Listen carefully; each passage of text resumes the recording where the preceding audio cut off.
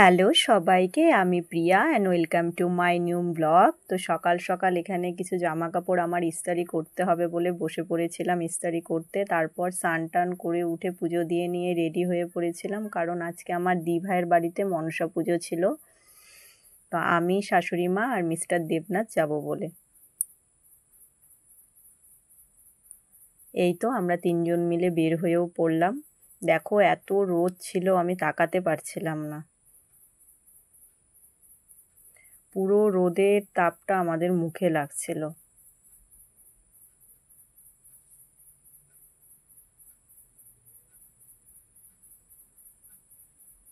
তো এই তো মিস্টার দেবনাথ দিদিভাইয়ের জন্য ঠান্ডা নিয়ে নিয়েছিল, আর সোনামার জন্য চকলেট। তারপর আমাকে দিদিভাই একটু ঠান্ডা দিয়ে দিল খেতে। খেয়ে নিয়ে যে এখানে মিস্টার দেবনাথ খাবার নিয়ে বসে পড়েছিল, কারণ ওর একটু কাজ আছে, বের হয়ে যাবে। মা খেতে দিয়ে দিচ্ছিল তাই মিস্টার দেবনাথকে। তারপর খাওয়া দাওয়া করার পরে এখানে দেখো ছোট পাপা আর সোনা মা মিলে ওর দুজন মিলে খেলছে। ছোট পাপাকে পেলে আর কিচ্ছু লাগে না, ওদের দুজনের জানি কারো নজর না লাগে। এই যে ছোট পাপা এখন চলে যাবে বলে পিছন পিছন দৌড়াচ্ছে সোনামা।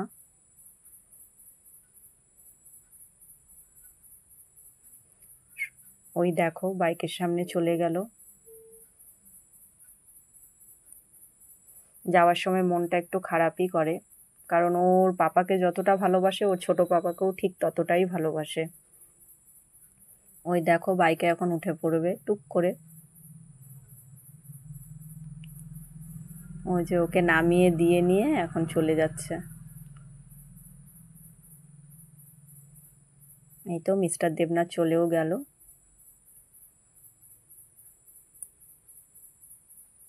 আমিও এখানে টাটা দিচ্ছিলাম। এখানে সোনামা ওর ভাইকে ডাকছিল, ওর পাশের বাড়ি ভাই এটা। ও ডাকছিল কিন্তু ভাই লজ্জা পাচ্ছিল।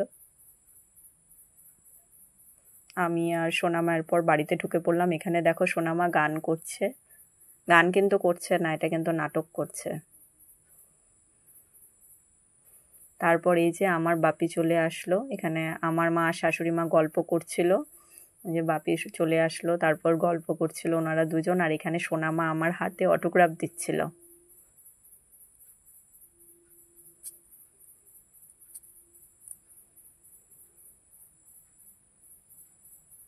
এই তো মাও বসে পড়লো গল্প করতে। তিনজন মিলে খুব সুন্দর গল্প করছিল, কারণ অনেক দিন পর পর দেখা হয়। এই যে দিদিভাই চলে আসলো, তোমাদেরকে হাই করে দিল সবাইকে। তারপর বাপিকে এখানে দিয়ে দিচ্ছিল সোনামা অটোগ্রাফ, ও সোনা দাদুকে।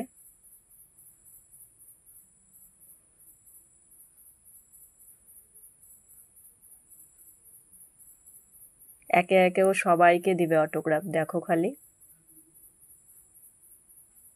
এই যে ওর মাম্মামকে করে দিচ্ছে।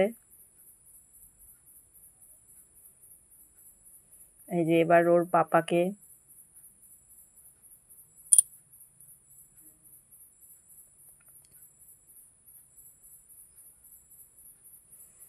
এবার আমার দিভাই আর জিজু মিলে গল্প করছে। ওরা একটু বাজার গিয়েছিল আইসক্রিম আনবে বলে, আর ওষুধ আনতে গিয়েছিল, কিন্তু আইসক্রিমটা আনতেই ওরা ভুলে গেছে।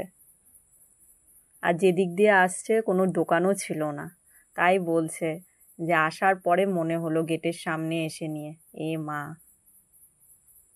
তাই দিভাই বলছে পরে গিয়ে নিয়ে আসিস। এখানে জেঠু মানে আমার দিভাইয়ের শ্বশুর এখানে আমাকে মাথায় আদর করে দিচ্ছে, কারণ আমি বলে আসি না, থাকি না, যাই না দিভাইয়ের বাড়িতে।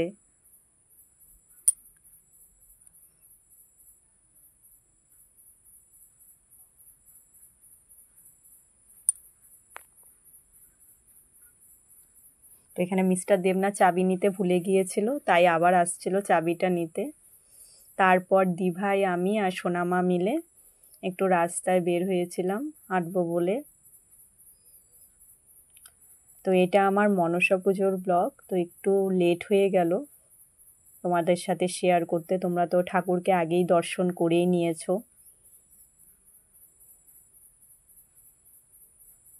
তারপর একটু সোনামার সাথে ঘুরছিলাম। তারপরে এসে নিয়ে এত গরম লাগছিল, এটা সোনামার একটা হ্যান্ড পাখা, তো এটা দিয়ে একটু হাওয়া খাচ্ছিলাম।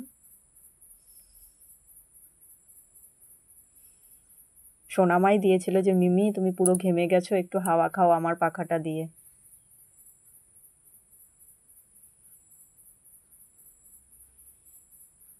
তারপর এখানে দিদিদের বাড়ির যিনি হেল্পিং হ্যান্ড, সেই মাসি এখানে পায়েস রান্না করছিল।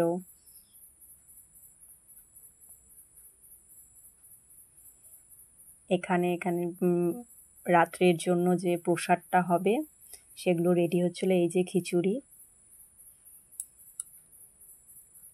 এখানে সবজি, ছোট আলু দিয়ে সোয়াবিনের সবজি, এই যে পায়েস, সবকিছু করা হয়ে গিয়েছিল। তারপর সন্ধ্যাবেলা আমি সোনামা আর একটা ছোট্ট ভাই মিলে আমরা টিভি দেখছিলাম।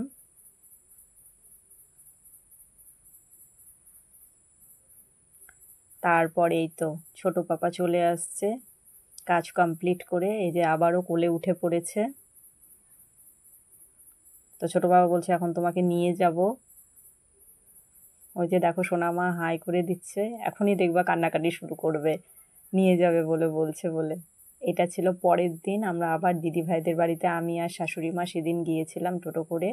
মিস্টার দেবনাথ যেতে পারেনি। পরের দিন ছিল ঠাকুর ভাসান। এই যে দেখো সোনামা ছোট্ট ঠাকুরটাকে নিয়ে নদীর দিকে যাচ্ছে, কত সুন্দর লাগছে দেখতে। এই যে মাকে নিয়ে আসছে বিসর্জন দিবে বলে।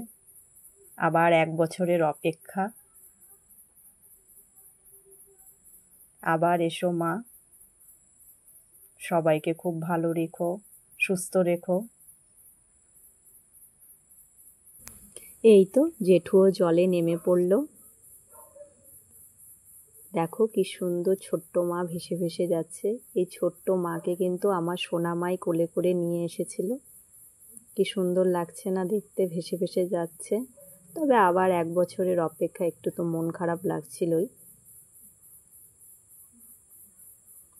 এই তো মা চলেও গেল। তো এই যে এখন আমার জিজু 3 জনে মিলে, জেঠু সবাই মিলে স্নান করে নিচ্ছিল। আর আমাদের নদীর পাড় থেকে মায়ের কাছ থেকে নাগ নিয়ে আসতে হয়, তারপর প্রসাদ খেয়ে বাড়ি ফিরে আসতে হয়।